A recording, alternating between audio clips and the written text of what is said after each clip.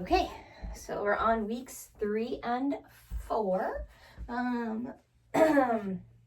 We'll be going over some back bends, some twists, some forward folds, and some angles. So we're gonna start in a nice wide-legged position here.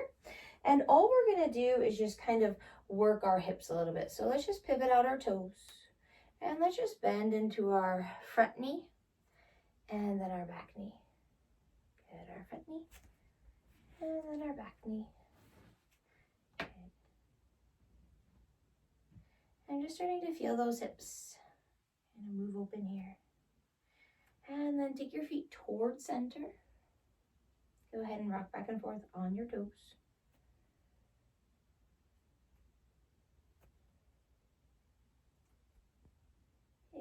And then from here, we're gonna start to use our toes. So we're gonna start to pivot onto our toes and come into a nice high lunge here. I almost said runner's lunge. High lunge. Good. And then we're gonna come back to center and we're gonna pivot towards the back of our mat, coming into high lunge again. Now your hands don't have to be at your side. They can lift over your head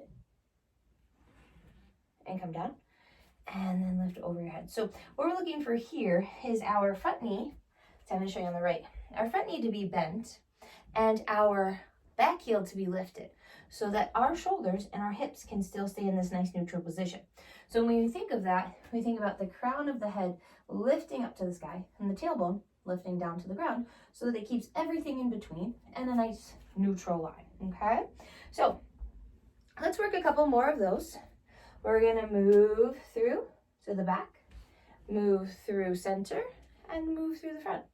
Okay, now as we move back through, keeping our toes turned in opposite directions, heels towards one another, and then sinking down into those knees, it turns into goddess pose. Okay, so we could find a little space here, rocking back and forth, and then we can even take our goddess pose down into what we call Skandasana, side lunge pose.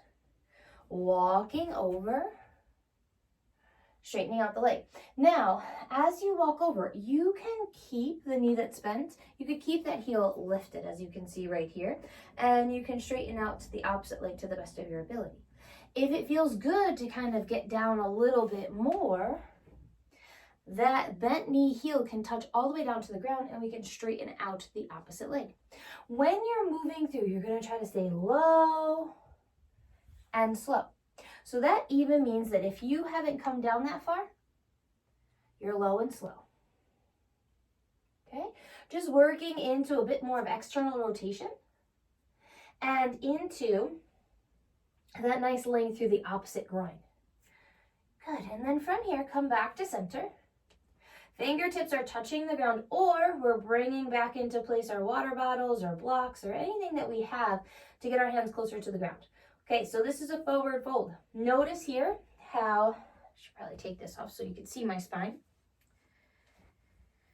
Notice here how when you press your hips back, the movement comes from your hips. We call this a hip hinge, which we've talked about in week 1 and 2. Okay, so we still haven't made any real dramatic changes to our spine. The wider your feet go, the closer your hands and maybe even forearms can come to the ground. At the very end is when you're going to start to feel flexion of your spine. And by doing that, you're inviting the chin in towards the chest as you start to round, separating those shoulder blades away from the spine and feeling a little flexion move into the body. Good. So then as you lengthen, you kind of unravel that. Again, keeping the tailbone, crown of the head in line for this nice long hip hinge or flat back, and then bringing your hands to your hips and standing up. Okay, so we'll try that one more time. I'm going to actually use the width of my mat here. So you'll take your legs nice and wide as feels comfortable for you. Good. Start to move from your hips. So right now my legs are staying the same, my spine is staying the same, and I'm coming over. So I'm in this nice forward fold right here. I'm going to take my fingertips to either a prop or the earth, tending them up. Now I'm more than happy to stay right here. If I want to go deeper, just by going into that chin, into chest, we can move a little bit deeper into this pose. Again, like I said, if you want to come to your hands or your forearms, same thing. We tuck our chin in towards our chest and start to separate the shoulder blades to create a little bit of flexion in our spine. Not too much flexion here in the lumbar spine, more so in the cervical and thoracic. And then as we come back up, we lengthen. Hands come to our hips. We use all that strong energy in our legs and we come up to stand. Good, now we'll start to pivot our left toes towards the top of our mat. Reach our arms out nice and long into warrior two pose. Setting ourselves up for side angle. So side angle is an angle, which means that our shoulder kind of stays in line with our elbow and then down to our knee, down to our ankle. Well, I should say hip, knee, then ankle. So what that looks like is we take a little bend and it's hovering. So we don't just flop, okay? We want to stay nice and long through this left side body. And yes, it is a side bend, but it's a nice long lengthened side bend. So as you come down, there's a hip hinge with your right hip moving back so that, again, crown of the head and tailbone are still staying pretty much in the same line. Hip and knee and ankle start to bend a little deeper, and we start to reach that right arm up. We press energetically through the outside edge of the right foot and down through the entire left foot. Good, you stand back up. Bring yourself through that wide-legged forward fold stance, and then pivot into those right toes. Find that warrior two shape. And again, feel crown of the head all the way down to the tailbone in line. Again, we're going to bend that right elbow by our side. Take a little hover here. Keep pressing. Reach up through those left fingertips. Good. Come up nice and long here. Spin back in. I'm going to turn around and I'm going to show you a deeper variation so you can see that there's not much change or alterations to my trunk, okay? It stays in pretty much the same line. So another step deeper would be to take the hand to the inside of your prop or straight down to the ground. So as you come straight down to the ground, I'm still going to take my tailbone down, open up from my rib cage, and then lift my fingertips up. Good. Coming back up into that warrior two shape, straightening, and then switching on to the other side. Same thing here. We have a little bit of a hip hinge. We either are coming to that knee, to a block or another prop, or right down to the ground as we start to drop the tailbone down and open up the rib cage. Crown of the head and tailbone are still pretty much in the same plane. Good, and then we come back up and to center. Good. Take a moment for yourself, maybe wiggle out those feet. And then let's talk about triangle, Trikonasana. So, legs are straight for this position. But again, we can come from this nice wide-legged forward fold stance, pivot the left toes forward, keep the right toes facing the right edge of your mat. Again, another deep hip hinge, presses back to the right. We keep the left knee strong, so we don't lock it out and hyperextend it. We keep it strong, soft and subtle. Okay, and then we start to migrate down towards the toes as we lift up that right arm. You don't ever have to touch the ground. Again, I'm going to turn around real quickly so that you could see that the torso is still staying in line, crown of the head, tailbone. So it's like another deep side bend. Good. Now, the deeper you go, you're going to start to fall out of that. So try to remain in this nice neutral space.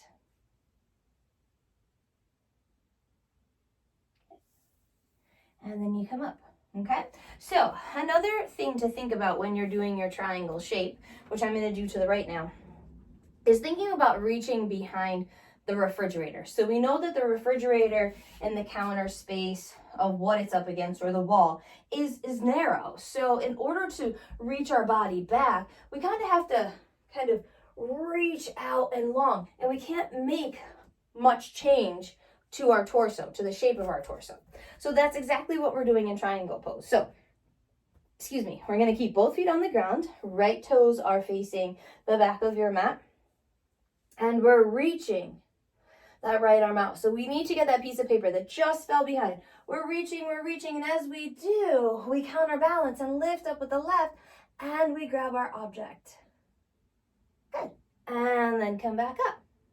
Turn your right toes in, turn your left toes out. So we're going to do a similar effect and approach to pyramid pose, okay? So this time we're going to think that we're reaching over like the washing machine or the counter, something along those lines, okay? So in Warrior One, our legs are in the same shape as pyramid pose, except for they're closer together. So I'm just going to demonstrate Warrior One for a moment here. Stepping back with my right foot, I have my left knee bent, right toes at a 45-degree angle, shoulders over hips. To come into pyramid pose, I'm going to straighten out that left leg, walk my right foot in about 3 feet away. So I have this widened space. I'm not trying to railroad track myself. I want to have some room here because guess what? My hips have to rotate towards the front of my space. I don't want my hips rotating out. I want them rotating forward, okay? I want them to kind of stay in the line that they are with my shoulders.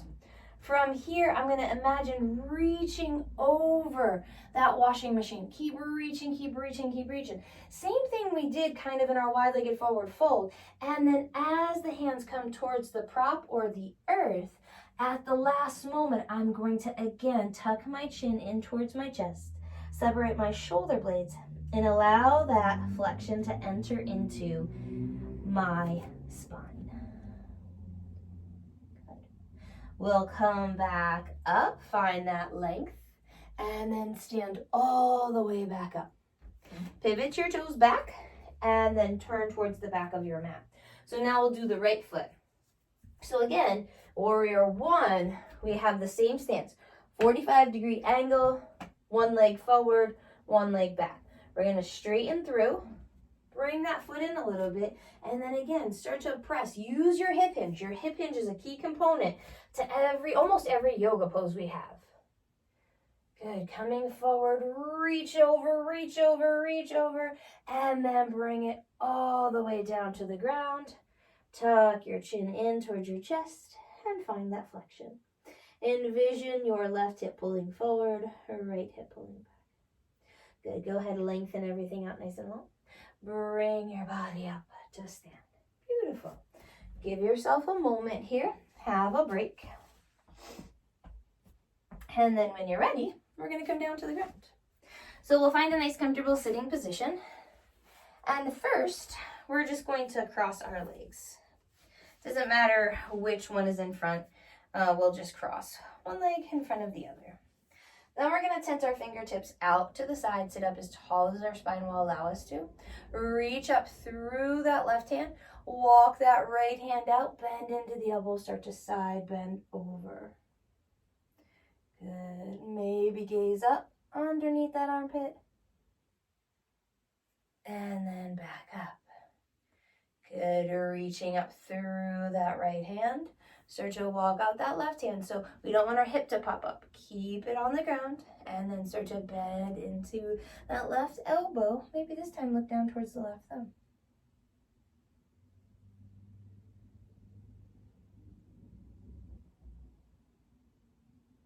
Good. Come back up. Now we're going to take out the soles of our feet together, coming into what we call Baddha Konasana, bound angle pose. From here, we're going to take the right hand to the left ankle. So there's a little rotation here. And then we're going to lift up through that left hand, and as we do, we're going to start to side bend and rotate. So a little twist and rotation here.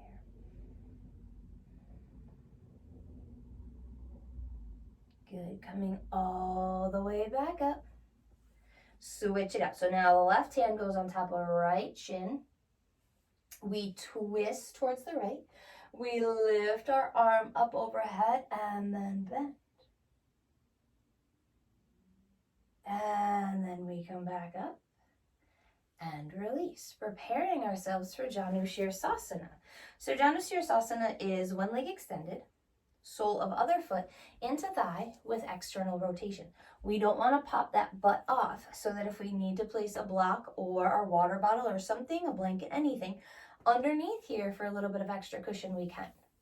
What happens here is that we rotate towards the leg a little bit, so another rotation, another little twist, and then we hinge forward from our hips, coming nice and long. So as you do that, the movement comes slowly from your hips here. And then again, at the very end, if we want to add in that flexion, we bend our chin into our chest and start to move through the thoracic spine, gently down into the lumbar spine. Good. Coming back up nice and slowly, and then switching out your legs. I'm not being rude by having my back face you. I just want you to see what changes happens to my spine or doesn't happen. So initially, I sit up, I take a little bit of rotation towards my left leg. I hinge from my hips, so I'm really trying to think about pressing my tailbone back, reaching the crown of my head forward. Then I gather my hands to maybe the outside and inside edges of my foot, or just to the earth, and then begin to tuck my chin in towards my chest as more movement starts to come into my cervical, thoracic, and gently into my lumbar spine. We tend to feel this stretch the best in our quadratus lumborum, which is our hip hiking muscle. So you tend to feel that right along here, and maybe kind of outside around the hip a little bit and in to that hip crease. Good, nice and slowly start to come back up. And then straighten both legs out long in front of you for what we call Dandasana staff pose. So my hands are by my hips, the crown of my head is reaching up, tailbone is plummeting down into the earth. I'm nice and tall. And again, I'm hip hinging. So moving from my hips here. Spine is nice and long. And then again, I can maybe tap the outside edge of my feet or my legs and begin to draw my chin into my chest and round through.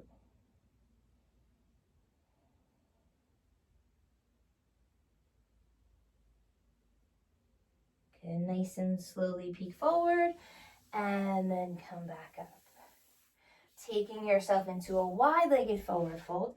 You take your legs as wide as feels good for you. Same thing. I sound like a broken record already, but same concept here. We're going to hinge from our hips to walk forward. Maybe this is it. Keep rotating your legs back behind you. Toes are up towards your shins. As you keep going, maybe it's your forearms. Good. Maybe it's all the way out and onto your bellies. We all have different ranges of motions, different abilities in our flexibility and mobility. So just kind of find your way through and then nice and slowly come back up. Okay. Remember, just like videos 1 and 2, you can break this down even further for yourself, holding poses for 3 to 5 breaths and repeating as many times as feels comfortable for you. Once you get the hang of it, we'll move it into a flow and we can see how it all comes together.